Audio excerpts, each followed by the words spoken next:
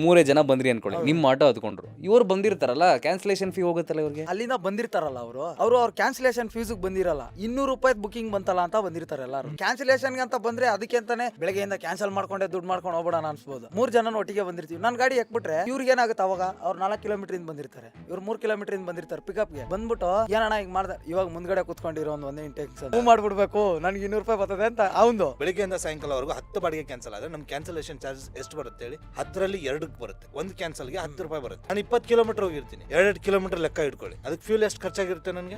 Minimum 100 ಇಂದ 200 ರೂಪಾಯಿ fuel ಖರ್ಚಾಗಿರುತ್ತೆ. ನಾನು 20 ರೂಪಾಯಿ ತಗೊಂಡು ಸುಮ್ಮನೆ ಕೂತ್ಕೊಳ್ಳೋಕ್ಕಾಗುತ್ತಾ? 10 ಕ್ಯಾನ್ಸಲ್ ಆಯ್ತು ಅಂದ್ರೆ ಆಟೋಮೆಟಿಕ್ ಆಗಿ ಓಲಾ ಊಬರ್ ಕಡೆಯಿಂದನೇ ಲಾಕ್ ಆಗುತ್ತೆ, ಡಿವೈಸ್ ಲಾಕ್ ಆಗುತ್ತೆ. ಯಾಕೆ ನಾವು ಕ್ಯಾನ್ಸಲ್ ಮಾಡ್ತಾ ಇದೀವಿ ಅಂತ ಅವ್ರ ಕಡೆಯಿಂದ ಕ್ಯಾನ್ಸಲ್ ಆದ್ರೂ ಅದು ನಮಗೆ ಹೊಡ್ತಾ. ಪ್ಯಾಸೆಂಜರ್ ಹೇಳಿದೀನಿ, 1 ನಿಮಿಷ ಬರ್ತಾ ಇದೀನಿ, ಯೂ ಟರ್ನ್ ತಗೊಂಡು ಸಿಗ್ನಲ್ ಇದೆ, ಸಿಗ್ನಲ್ ಬಿಟ್ಟ ತಕ್ಷಣ ಬರ್ತೀನಿ RMZ ಹತ್ರ.